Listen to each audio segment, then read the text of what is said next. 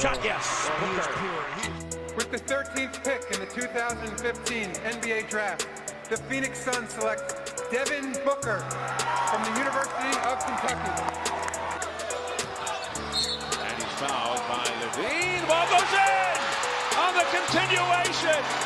Most points in the league since Kobe's 81 in 2006.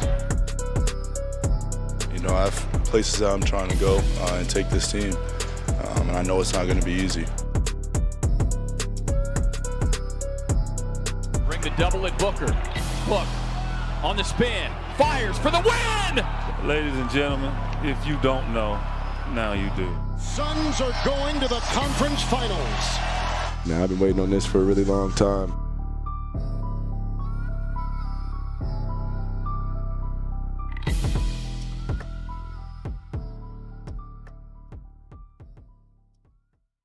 Every story has a first page, and this one begins in the city of Grand Rapids, Michigan, where a young Devin Booker grew up with his mother as his dad pursued a career in professional basketball. Melvin Booker had been a standout player at the University of Missouri, being named the Big 8 Player of the Year before having a short NBA career.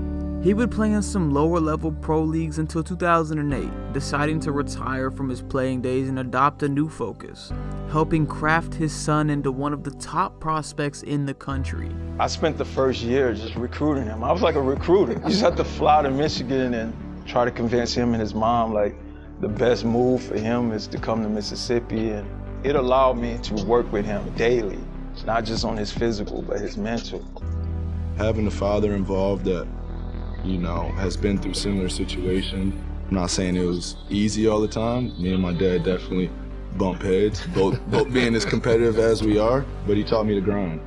After a summer of 4 a.m. workouts on the beach and intense training, Devin would enroll at Moss Point High School, where he entered the national basketball scene as a high-level sophomore. Between big performances for his school and appearances at all the top showcases across the country, Booker would emerge as a 5-star recruit during his time in Mississippi. I don't want anything given to me. It's not really about who's in front of you, but what are you going to do to get in front of them? Being credited as the best shooter in the country by many scouts, as well as showing a natural ability to score with ease, he began showing up on the radars of some of college basketball's greatest programs. After receiving offers from schools all across the nation, he elected to sign with Coach John Calipari and the University of Kentucky, where he would join one of the most decorated recruiting classes of all time. Kentucky's recruiting class in 2014 was unlike anything seen before, with 9 McDonald's All-Americans choosing to attend the university. In turn, this created a daily competition for a place at the top of the roster. Practices must have been brutal. Fun, competitive. We're doing a platoon system, so 5 in, 5 out during the game. And in practice, we scrimmaging. With only 5 spots on the floor available at a time and a roster loaded with talent, there were moments during Booker's freshman season that he was forced to fight for minutes. In 38 games for the Wildcats, Devin was never named a starter, averaging 10 points per game in a fluctuating role with the team. That being said, in his limited minutes, he still showed why he had been such a highly touted prospect, being named the SEC 6th Man of the Year and separating himself as the top shooter in all of college basketball. After a deep run in the NCAA tournament, Booker would join 8 of his teammates in declaring for the 2015 NBA Draft, betting on himself and looking to prove that he had what it takes to take his game to new heights. Did you know you were as good at Kentucky when you were platooning and you did not get that many minutes? Did you know you could be this guy? Yes, and I know how hard I work, so I want to go match it up with the best talent in the world. And once I was there, I was comfortable. Coming into the 2015 draft, many scouts around the league were projecting Booker as a primary three-point specialist at the next level, but there were questions about what his ceiling could be, considering the lack of exposure he had in the crowded spotlight at Kentucky. After months of pre-draft workouts, on June 25, 2015, Devin Booker was selected by the Phoenix Suns with the 13th pick in the NBA draft. when we were there on 13, and a lot of talented players, including Devin, were on the board, we were getting a ton of calls for the pick. We just said, now we have our guy. Coming off a mediocre 39-43 season in which they missed the playoffs for a 5th straight year, the Suns were looking for a spark to build their franchise around, and Devin Booker was ready to make himself feel right at home. I actually love the city of Phoenix. I first moved out here, and my brother moved with me, and I was like, dude, we're really living on the West Coast. This is unbelievable. When we were growing up in Michigan, you hear about the West Coast, but it's like a myth. I tell people this all the time, that I could actually see myself living here in the future. Early on in his rookie season, Devin was faced with the growing pains of being the new guy on a team with multiple vets, meaning he would have to earn his respect every single day. My dad, he's like, are you ready for that league? It's all grown men. But you're going with grown men that have family and kids. They're playing for a different reason than you. Or they're going to look at you like a kid just playing basketball to have fun. They're going to treat you like bait out there. Are you ready for that each and every night?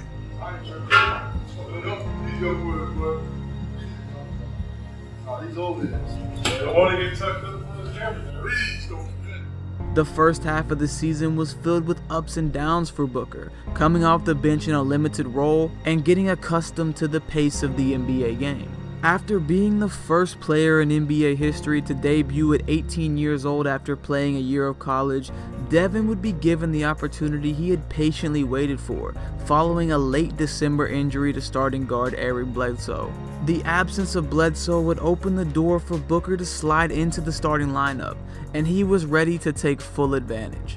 In the shadows of the offseason, he had been quietly developing the other aspects of his game, looking to grow his all-around skill set rather than just relying on his shooting touch. And now he had the perfect platform to showcase it. After only producing 5 points per game in the first half of the season, Booker would more than double his average to 13 points per game in his increased minutes, writing his name in history books in the process. He became the 3rd youngest player to ever score a 30-point game, something he'd do 6 times throughout the season. He was the 4th youngest player to reach 1,000 points, trailing only LeBron, Kevin Durant, and Kobe, and would be named the youngest 3-point contest contestant in All-Star Weekend history. Throughout the season, Booker was forced to endure not only the roller coaster of being a rookie himself, but also the consequences of being on a team at the bottom of the NBA, playing against the NBA's best nightly. This year, I've had a few coaching changes, from the assistant coaches leaving first and now the head coach. I remember being at Kentucky and them preparing us for the situation, and they explained the business of the NBA on how it's a cutthroat league, so unpredictable, you never know what's going to happen. Whatever they're doing upstairs, you can't control that, you can only control your actions. I'm on cloud 9 right now to watch his progress and watch him work, because it's always been a dream of his when he was a little kid. And, I just sold my house back home, and I just took the Kevin Durant fathead off his wall like a month ago, and just the other night he was out there on the court battling against Kevin Durant. So, it's a surreal feeling to see my son out there compete against guys he used to, look up to and idolize. By the season's end, Booker had established himself as one of the game's rising stars, a lone bright spot in an otherwise disappointing season for Phoenix. His performance had Suns fans excited about what his growth as a player meant for the future of the franchise, and Booker was prepared to answer the call. What was the season like compared to what you thought it was going to be like? Well, coming out of college and growing up, you don't realize the business of basketball, the coaching changes, all the trades. So I've seen pretty much all my rookie year, and I feel like anything I see from here on out isn't going to be new to me. Hopefully this impacts my career in a positive way. I got the opportunity that most rookies don't get. All my friends are playing 2-3 minutes a game, and just, I always think back to that to the beginning of the season when I wasn't even playing. So just knowing I have the opportunity every time I step on the floor, it makes me want to grind. The following offseason was an intense one for Devin, as he continued looking to expand his game and develop into one of the game's top offensive threats. After proving he could be the centerpiece for an NBA franchise, it was evident that Phoenix was ready for Booker to take on a larger role in the offense, and he was more than ready to carry the weight. As the season got underway, Devin immediately showed signs of growth and filling the stat sheet in multiple ways. Gone were the days of people thinking he was only an off-ball shooting threat.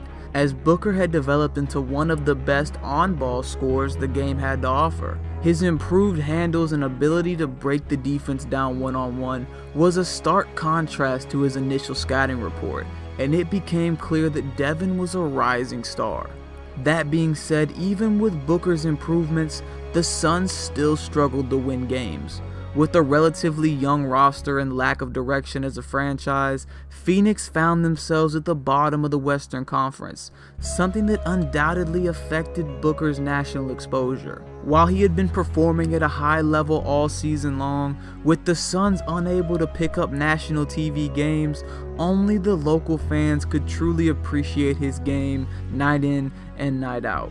On March 24, 2017, Phoenix traveled to Boston to take on the Celtics in the middle of an East Coast road trip. With the Suns on a 6-game losing streak, there were few national eyes tuned into the contest, but Booker had other plans. He got off to a relatively hot start, pouring in 19 points in the first half, nailing 7 shots and 4 free throws in what seemed to be another blowout loss. But something changed in the second half. After driving to the rim and finishing through for an and one within the first minute of the third quarter, Booker would completely take over the game. He would score 23 points in the third quarter alone, getting to his spots whenever he wanted and converting multiple three-point plays in the process. As the fourth quarter got started, it became clear to everyone watching that this was a special night. The TD Garden crowd began to cheer on Devin as he continued to knock down difficult shots, even with the Celtics throwing all their defensive attention his way. As the number in the box score started growing, fans from all over the country began tuning in, rushing from social media updates to witness what could be history. In the final 12 minutes of the contest, Booker would drop 28 points, bringing his total for the half to 51 and making him the youngest player to ever score 70 points in an NBA game. I think once he gets this, then they can calm down. He did it. And the crowd is happy. So, Celtic bench, listen to your crowd. Most points in the league since Kobe's 81 in 2006. Booker had been operating under the radar all season long, but after this performance, finally found himself in the middle of basketball spotlight.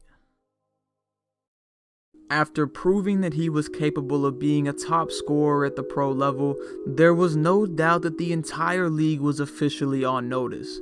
Booker had developed into a 25 points a night level talent, all while somewhat single-handedly shouldering the load of an entire franchise.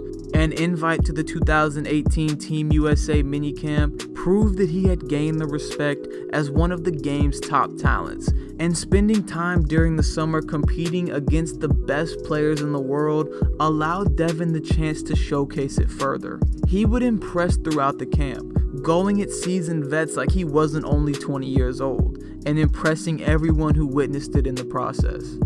He already has that mentality of being a killer. He already has, tools in order to be he's already a great player in this league already. He's going to continue to showcase that. Not only can he score, he can rebound, he can pass. You're seeing it. And when he goes against the high-level teams, you can see that he raises the game to another level, and that's the telltale sign of a great player in the making that can have that consistency for years to come. So, obviously you guys can see I'm a fan. The Suns still found themselves struggling to find footing in the competitive Western Conference, and even though Book had become a household name amongst NBA fans, there was no question that the losing was becoming more frustrating. In response to being one of the game's top scorers, Devin would sign a 5-year, $158 million contract, leading him to take on more roles in an effort to make Phoenix competitive. With the absence of a true point guard, Booker became the primary playmaker, upping his assist numbers to 6.8 per game and often having to orchestrate the offense. On the defensive end, he answered the challenges of many critics, proving to be effective at guarding top talent on the other side of the ball. These adjustments to his skill set quieted the talk of Booker being an empty stats player on a bad team and showed that he was ready to do whatever it takes to win. After consecutive last place finishes in the Western Conference, Booker knew he was ready to take the next step, and the 2019-2020 season promised to be different. You know, I have places that I'm trying to go and take this team, and I know it's not going to be easy. The 2019 season meant a new beginning for Phoenix, as they signed former 9-year NBA vet and experienced assistant Monty Williams to be named head coach. Similar to how Booker had broken records for being the youngest player to reach milestones, Monty had been the youngest head coach in the NBA back in 2010 and was ready to help deliver the Suns over the hump. What I want Devin to understand is I don't want to get in his way, and yet at some point I think he knows that I can help him. Over the course of the beginning of the season, you could tell something was different with the team, as the addition of a pure point guard in Ricky Rubio, a second option in Kelly Oubre, and the emergence of past draft picks led to a more balanced core around the young star. Ricky Rubio, he's more of a traditional point guard. Tell me what it's like and how's that helped you change your game? I mean, I've looked at the game, you know, a whole different way since he's been here. I think a problem in the past for me was having that on-ball responsibility, and you know, it's tough being a point guard. You know how it is. You have to manage a lot out there, you know, so that takes away from just being able to go out there and just be a killer. The Suns found themselves in closer games and were battling in the middle of the pack for the first time in years. With the team having more success and Devin continuing to raise his level of play each season, there was no longer any excuse for him to be left out of basketball's biggest showcase. Devin Booker, who's been snubbed a few times, just because, you know, he doesn't play on the team that wins all the time. So, you know, that was just opportunity for me to say, all right, this is his best season. He's averaging 27 points a game. His team is competing better than they have in the past. And he's one of the best players in the league. He should be in the game. After a statement showing of 7 straight 30-point games, Booker would be named to his first career All-Star appearance, something that had eluded him after being snubbed in years prior. However, in a year that had been a step in the right direction, a tragedy would strike the basketball world in a way that would define the rest of Devin's season. On January 26, 2020, the world was shocked with the news of the tragic death of NBA legend Kobe Bryant, along with his daughter Gianna and 7 others involved in a fatal helicopter accident. The news sent shockwaves through the entire league, with players that had been inspired by Bryant left finding ways to honor his legacy. Devin Booker had always been linked to Kobe in some way. He grew up idolizing Bryant, molding his game and his approach to fit the example that the Black Mamba had set. You know, he's just an unbelievable player. He's changed my life personally. You know, just the mentality that he has, that he takes to the game is unbelievable. So I've been watching him ever since, you know, I was born. We just finished our last game of the season. You know, I'm walking in the back, I go in the film room, I start watching Kobe out here, he has 46. Everybody start pouring in, watching Kobe on this little bitty TV. His body is broken down, but he still has the heart and the mindset to go out, get 60, will his team one more time to a victory on his last game. That man's legacy is gonna live on forever. Because I can tell you what it meant for me, but I wanna know what it meant for you. I watched it just from the fan perspective. You know, growing up in the driveway, yelling Kobe when I shoot. I knew he was gonna go out with the bang, but I didn't know it was gonna be 60 points. You know, it made me want to go right back to the gym right after that. Like, you know, that's the only way I want to go out. That's the only way anybody should ever want to go out. I want to be that man. The two had similar journeys, both being drafted number 13, then earning their way into an NBA starting lineup as only a teenager. Just days after the accident, Booker would even pass Kobe as the youngest guard to ever reach 7,000 career points. But it would be an interaction following Kobe's last game in Phoenix during Booker's rookie season that would define the impact that Bryant had on Devin's life. We had a short conversation on the court, and then he left me with, you know, meet me in the back. You know, let's chop it up for a little bit. I thought it was going to be a 2 to 3 minute convo, and ended up being 15 to 20 minutes post-game. And that's when he signed the shoes to me. One shoe said, "To the young one," and the next one was, "To Book, Be Legendary." I got "Be Legendary" tatted on my arm. That's something that Kobe left me with, you know, in our final game against each other. that still keeps me motivated and will always keep me going. Kobe's call for Devin to be legendary is a statement that defines his approach to the game to this day. A challenge from one of the all-time greats to elevate his game to new heights. And with a new opportunity presenting itself from an unforeseen circumstance, Booker would do just that. He has the right attitude. He has the right competitive spirit. I think his footwork's extremely sound. His fundamentals are extremely sound. And now it's just about him figuring out exactly what his game is. Good evening, everybody. Ernie Johnson in Atlanta, Kenny Smith and Shaquille O'Neal. Charles Barkley will join us in just a moment. Last night it was the NBA suspending its season after Rudy Gobert of the Utah Jazz tested positive for the coronavirus. The league will use this hiatus to determine the next steps in dealing with the pandemic. I think as Kenny said earlier, that I think we're at the point now that this has been declared a pandemic, that it's virtually impossible to contain it, and it's going to become widespread. And also, as Kenny said, the NBA community is not immune, and so it's going to spread throughout our community as well. You could say, well, it changes day by day. This literally changes hour by hour in terms of what we know. So it was really a moment for us to step back, take a breath, ensure that everyone in the NBA community was safe and healthy and doing everything they needed to do to care for their families, and then give us some time to deliberate and figure out if there's a way that we can resume playing at some point. With the rise of the COVID-19 pandemic across the globe, players were left to exercise and work out in their own homes while the future of the season hung in the balance. After months of uncertainty, the NBA began putting together a plan to restart the season in a safe environment. With the suspension coming in the middle of the playoff hunt, league executives put together a bubble that would feature an 8-game regular season for 22 teams, along with a play-in tournament that would allow for all teams previously fighting for playoff seeding to have a fair chance. With the Suns being within 6 games of the 8th seed in the West, they were sent an invite to play in the Orlando bubble, an opportunity that set the stage for Devin Booker to showcase his skills to a national audience like never before. It was evident from the very first game in Orlando that Booker had a chip on his shoulder.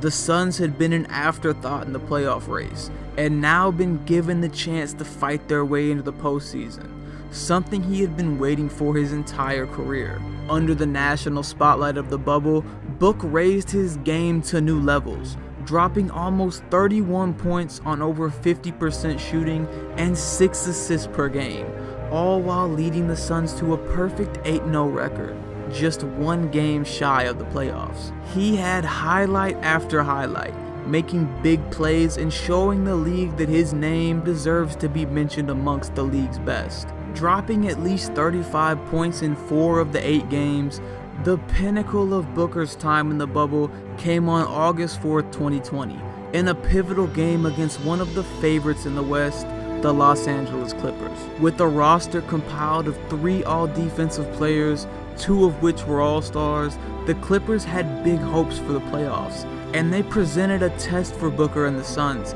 as they fought to prove they belonged. Devin came out firing, knocking down 3 threes to start the game on his way to 17 first-half points. With a solid 7-point lead entering the third, all eyes were on the young Phoenix Suns. The 2 teams would go back and forth in the second half, with Los Angeles refusing to lay down, courtesy of contributions from Kawhi Leonard and Paul George. With less than a minute left, Kawhi would draw the foul and hit 2 clutch free throws to tie the game, giving the ball back to Phoenix with just under 30 seconds left. We'll have the ball in their front court. We are tied at 1:15. And again, 31.3 seconds remaining in the ball game. Mikal Bridges will inbound the ball in the front court. Gets it to Ayton. Finds Rubio. Ricky on the drive, tied up, takes his shot. Zubac with the rebound. Zubac got the rebound, and he passed it. And Mikal just, coaches always, don't ambush. And Mikal is like, nah, I got this one. I see Book calling my name. I'm like, dude, you pass it to him. You give it to him. Forget that. Paul George is all over this dude right now, trying to like bully him and like. I think it might have went to Ricky. Ricky immediately got it to Devin, and Devin did exactly what I thought he was going to do. And I look at him, I see a look in his eye, because at that point, it was just let him do what he does. Bring the double at Booker. Look, on the spin, fires for the win! Got it! Ladies and gentlemen, if you don't know, now you do. The bubble marked the official arrival of Devin Booker. While he had begun to receive more recognition in recent years, his performance in Orlando was an all-NBA level, in direct view of a captive national audience. There were no more questions about whether he could carry a winning team or put up meaningful stats. Booker had elevated the Suns from one of the worst teams in the league to a respected franchise, just like he said he would. 2021 has been the year it all comes together for Devin Booker. In the offseason, the Suns were able to bring in all-NBA point guard Chris Paul, finally addressing the need for a primary playmaker once and for all. As he's had a reputation of doing throughout his career, Paul has helped totally turn the franchise around for the better, taking some responsibility off of Devin's shoulders and bringing in some much-needed veteran leadership. Together, the duo have led Phoenix to the second best record in the NBA, clinching a playoff spot for the first time since Steve Nash was running the show. Booker was named to his second consecutive All-Star team, averaging just under 26 points per game over the course of the season. Now he'll set out into new territory, looking to prove himself in the postseason against the best teams the league has to offer. And now you're posed to make your first playoff run. The Suns are, for the first time since 2010.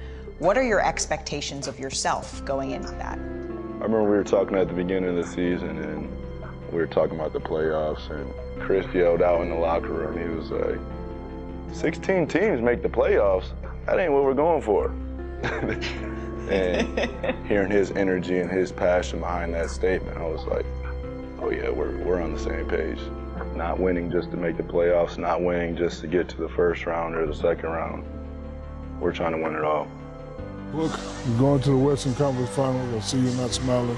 It's okay to smile. Tell us how you really feel, brother. Hey man, I feel good, and I feel really good, man. I've been waiting on this for a really long time.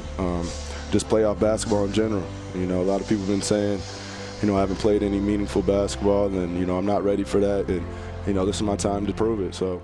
Whether it be making a name for himself in high school out of Mississippi, earning playing time on a crowded Kentucky roster, or fighting for his chance to shine in the NBA, at only 24 years old, Booker has had to prove himself at every level along the way.